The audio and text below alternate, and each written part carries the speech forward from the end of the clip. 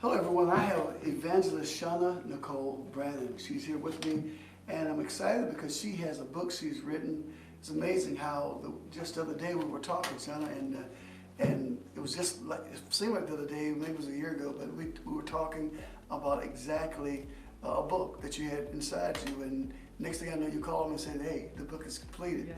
So I'm excited. And the book is named As They Knew Her. And apparently it's about your mom. Let's start off. Why did you write this book?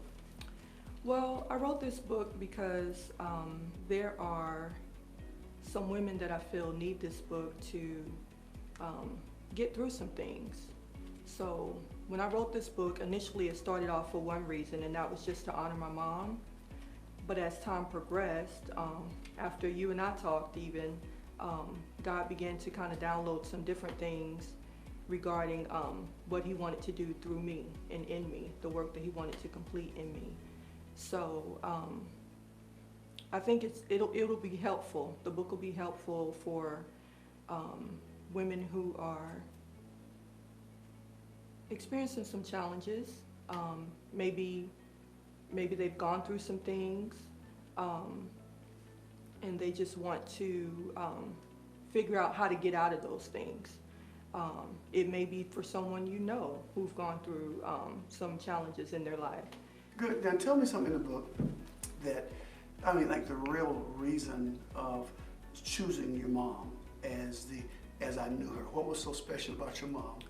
I know some part you said that mom was like, started off a little rough around the edges. Mm-hmm. So tell me why you chose that. So, my mother was not what you would call the typical church mother.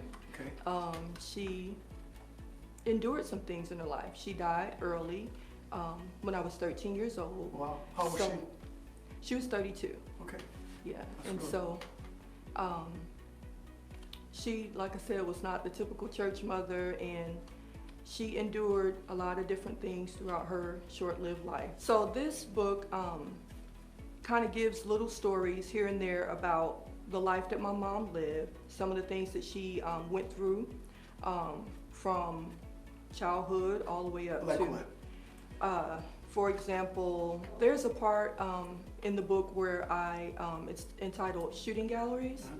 And it tells a story, paints a picture about when my mom would kind of go off course, and she would go out searching for drugs, and she would end up in different shooting galleries. What is a shooting gallery? A shooting gallery is a place where people would go, pay a little bit of money to shoot up drugs, so they wouldn't have to be on the streets. And so my grandmother, she would actually go out and find her daughter. And sometimes my mom would end up in jail. And so when I got to New Life, I think that passion or compassion, just kind of reminiscing about the stories that I heard about my mom going to jail, I think God used that as a tool to impress upon my heart to go and minister to the women in prison. So that it would, I think, just to be an encouragement, and it was called Hope Alive Ministries, to give women hope. So now, you're writing the book as you knew her to help others, but how did it help you? Ooh, it helped me a lot because there were some things that I didn't know were actually inside of me, like bitterness and anger. Unforgiveness was an issue that I struggled with. And so I talk about those different things in the book as well too. Okay, you know, I hate to interrupt you, but you know, there's something that I read that I thought was interesting. You talked about you mainly kept silent. So when you kept silent about things that you went through, it didn't obligate you to tell your story or to share things, or even your feelings. Mm-hmm. So you keep everything in. And a lot of times people keep their silence. You have to watch people quiet because their silence sometimes could be misleading. You think everything's okay, but it's really not. So tell me about why were you so silent and what made it come out of you? I was silent, I think, mainly because I just didn't know how to process things. And again, I feel like the book has allowed me to kind of do some self-reflection rather, and really take a deeper look inside of myself and see those things that are there, or that were there rather, that didn't serve anyone well. So I feel like this book is kind of a tip of the iceberg, getting to know me, because people really don't know me. They think they know me. Right. You know, they see the evangelist, you know, the first lady, co-first lady or whatever, but they really don't know a lot of the things I've gone through in my life, things that I secretly struggled with, like I said, issues of anger and bitterness and resentment and things like that. So Because you would never know it, you never know. no, I mean, I know how to wear the. Well, have you ever come to a boiling point? You know, everybody has a boiling point. Oh yeah, at home, you know, they get the real Shawna. They get the real Shawna. There's no camouflage. There's no, you know, no need for it, because I mean, I'm there. They get to see it, just like I see their, you know, flaws and everything. So when you're outside of the home, you have a tendency to, you know, try to put up a facade. Even in the book, I talk about a mask.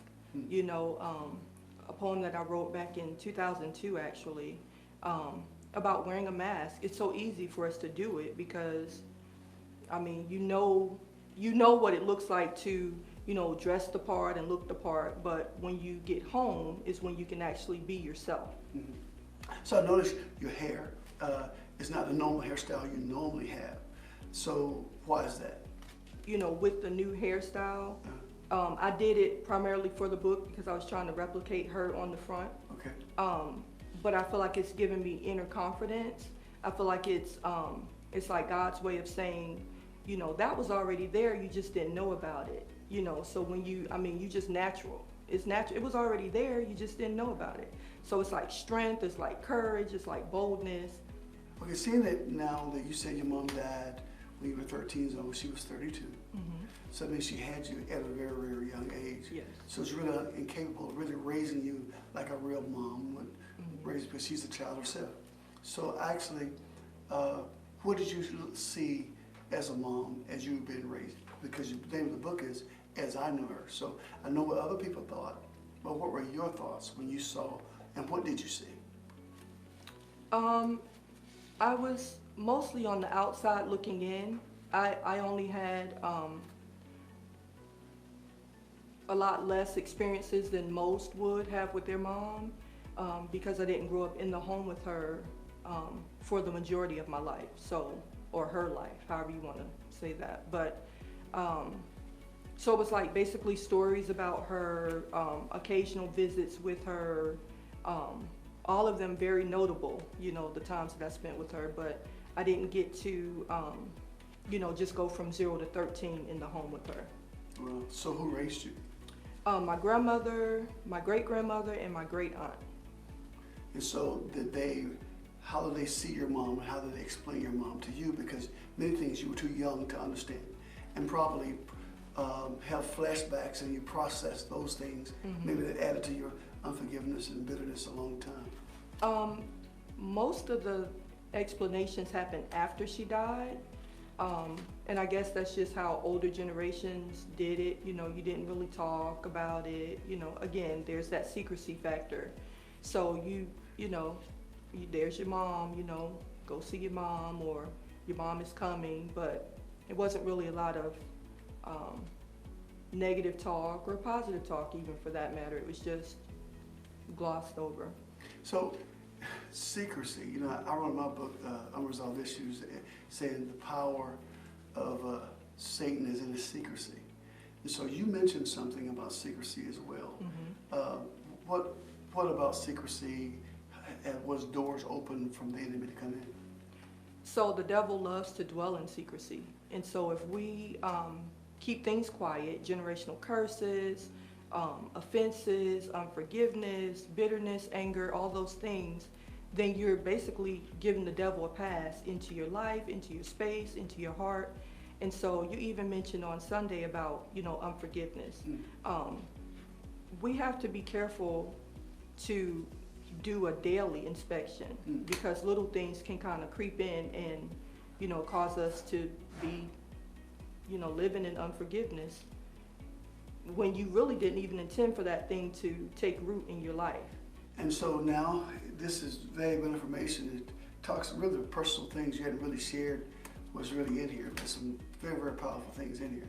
And so now, how do we get this book? Because a lot of people don't want to get it. And I know people from New Life want to get it, but many people all over are going to, because many people are going through so many different things in life, and they don't even know what they missed growing up as a child, don't even know why they think the way they think, who influenced them, and so many things. That's why the Bible said God really knows us better than we know ourselves, because he understood what was happening many times we don't understand what's happening. So people don't want to get the book. How? First of all, you're going to do a book signing soon, right? Yes. It's going to be at New Life, Church of God in Christ, NX5. It's going to be October 21st, which is actually my mom's birthday. Oh, wow. So I did that as a tribute to her. It's going to be from 4 to 5:30 in the parking lot. Social distancing is required, as well as masks. Right. Please wear your face mask. And you notice we are 6 feet apart? Yes, we are. Okay. But also another way to get the book is you can go to my Facebook page at Shawna Nicole. Okay. You can go to my website, www.shawnanicole.com, and there'll be more information there.